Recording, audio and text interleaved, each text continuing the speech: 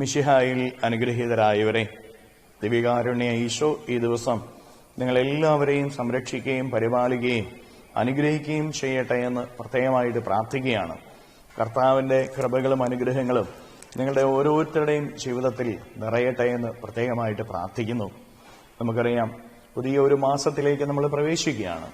ഈ മാസത്തിലെ നിങ്ങളുടെ സകല കാര്യങ്ങളിലും കർത്താവിന്റെ കൃപ നിങ്ങളുടെ കൂടെ ഉണ്ടായിരിക്കട്ടെ. പരിശുദ്ധ അമ്മയുടെ ജനന തിരുനാളിന് ഒരുങ്ങേണ്ട ദിവസങ്ങളാണ് ഇനിയുള്ള ദിവസങ്ങൾ. ഈശോയുടെ ജനന തിരുനാളിന് നമ്മൾ ഒരുങ്ങിയതുപോലെ തന്നെ പരിശുദ്ധ അമ്മയുടെ ജനന തിരുനാളിന് നമ്മൾ ഓരോരുത്തരും ഒരുങ്ങണം. കാരണം അമ്മ നമ്മുടെ ജീവിതത്തോട് അത്രമാത്രം അടുത്ത് നിൽക്കുന്നവളും നമ്മെ സഹായിക്കുവാനായിട്ട് സ്വർഗം നൽകിയവളുമാണ് എന്ന് നമ്മൾ മനസ്സിലാക്കുക. അമ്മയാണ് ഈശോയുടെ മുമ്പിൽ നമുക്ക് മാധ്യസ്ഥ. അമ്മയാണ് നമ്മളെ സഹായിക്കേണ്ടത്. ആ അമ്മയുടെ ജനന തിരുനാളിന് ഈ ദിവസങ്ങളിൽ നമുക്ക് ഒരുങ്ങാം. ഒത്തിരി പ്രാർത്ഥനയുണ്ടായിരിക്കട്ടെ. കഴിയുന്നത്ര ത്യാഗങ്ങൾ എടുക്കുക. നന്മകൾ ചെയ്തുകൊണ്ട് പരിശുദ്ധ അമ്മയുടെ ജനന തിരുനാളിനായിട്ട് ഒരുങ്ങുക.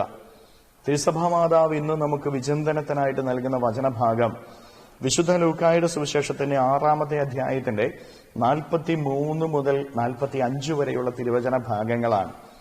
ഈ തിരുവചനത്തിലൂടെ ഈശോ പറയുകയാണ്, ഫലത്തിൽ നിന്ന് വൃക്ഷത്തെ അറിയാം, ഹൃദയത്തിൽ നിന്നാണ് അധരം സംസാരിക്കുന്നതും ഒരുവനെ തീരുമാനിക്കുന്നത് അവന്റെ ഹൃദയം നോക്കിയിട്ടാണ് എന്ന് ഈശോ പഠിപ്പിക്കുകയാണ്.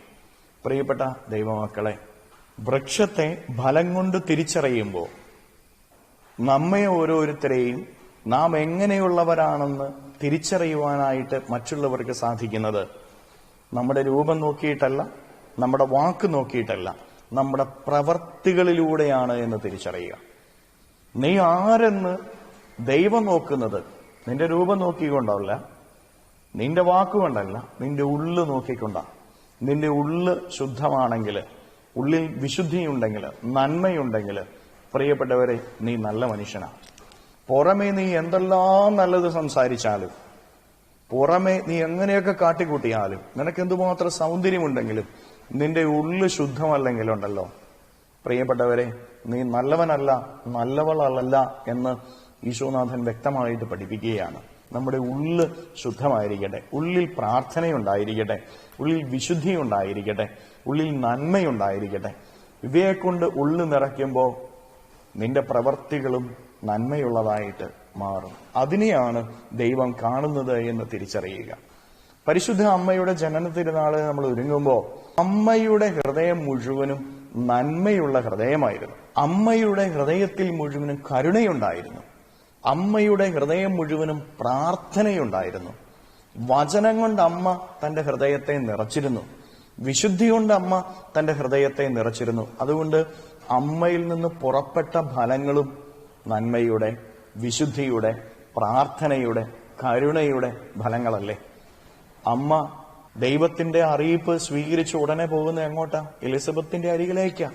ദൈവപുത്രനെ സ്വീകരിച്ച അവൾക്ക് തന്റെ ഭവനത്തിലിരിക്കാമായിരുന്നു. പക്ഷെ എലിസബത്തിനെ സഹായിക്കാനായിട്ട് അവള് പോകുന്നുണ്ട്.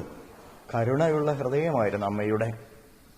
കാനായിലെ വിവാഹ വിരുന്നിൽ ആ കുടുംബത്തെ സഹായിക്കുന്ന അമ്മ, കുരിശൻ ചുവട്ടിൽ നിശബ്ദയായിട്ട് നിൽക്കുന്ന അമ്മ, ചിതറിക്കിടന്ന ശിഷ്യന്മാരെ ഒരുമിച്ച് കൂട്ടുന്ന പരിശുദ്ധ അമ്മ, നന്മയുള്ള ഹൃദയമായിരുന്നു. ജീവിതത്തിന്റെ പ്രതിസന്ധികളിൽ ദൈവത്തെങ്കിലേക്ക് നോക്കിയ അമ്മ, വചനമുള്ളിൽ അമ്മ നിറച്ചിരുന്നു. പ്രാർത്ഥന അമ്മയുടെ ഉള്ളിലുണ്ടായിരുന്നു. അമ്മയുടെ ഉള്ള് നല്ലതായിരുന്നു. അതുകൊണ്ട് അമ്മയും നല്ലവളായിരുന്നു. പ്രിയപ്പെട്ടവരെ, നമ്മുടെ ഉള്ള് ശുദ്ധമാക്കാനായിട്ട് നമുക്ക് സാധിക്കട്ടെ. പരിശുദ്ധ അമ്മ നമുക്ക് നൽകുന്ന പാഠവും ഇതാണ്. അമ്മയുടെ ജനന തിരുനാളിന് ഒരുങ്ങുന്ന 1-ാം ദിവസം നമ്മുടെ ഉള്ളിനെ പരിശോധിക്കാം, ഉള്ളിനെ ശുദ്ധമാക്കാം.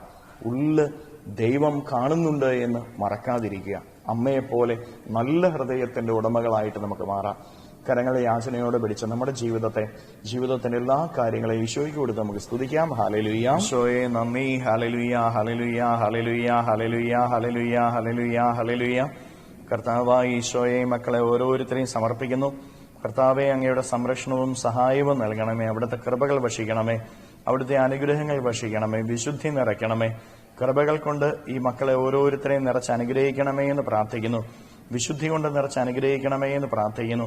ഈശോയെ, ഉള്ളിൽ നന്മ നിറയട്ടെ, ഉള്ളിൽ പ്രാർത്ഥന നിറയട്ടെ, വചനം നിറയട്ടെ.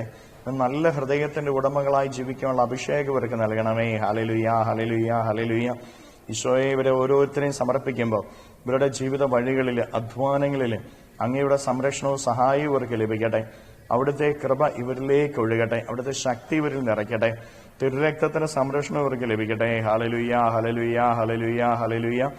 ഈ ദിവ്യകാരുണ്യത്താൽ ആശീർവദിക്കുമ്പോൾ ഈ ശുശ്രൂഷയിൽ പങ്കെടുക്കുന്ന മക്കളിൽ നിന്ന്, ഇവരുടെ ജീവിത വഴികളിൽ നിന്ന്, അധ്വാന മേഖലകളിൽ നിന്ന് സർവ്വ തിന്മകളും ബന്ധനങ്ങളും കെട്ടുകളും പിശാചിന്റെ ഉപദ്രവങ്ങളും നാരകീയ ശക്തിയുള്ള പ്രവർത്തനങ്ങളും പൈശാചിക അരൂപികളുടെ പ്രവർത്തനങ്ങളും ബന്ധിച്ചു നിർവീര്യമാക്കി നരകാഗ്നിയിലേക്ക് അട്ടിപ്പായിക്കുന്നു. എല്ലാ കെട്ടുകളും അഴിയട്ടെ എന്ന് കൽപ്പിക്കുന്നു. Hallelujah, hallelujah, hallelujah. നിത്യം പിതാവും പുത്രനും പരിശുദ്ധാത്മാവുമായി സർവേശ്വര എന്നേക്കും ആമേൻ.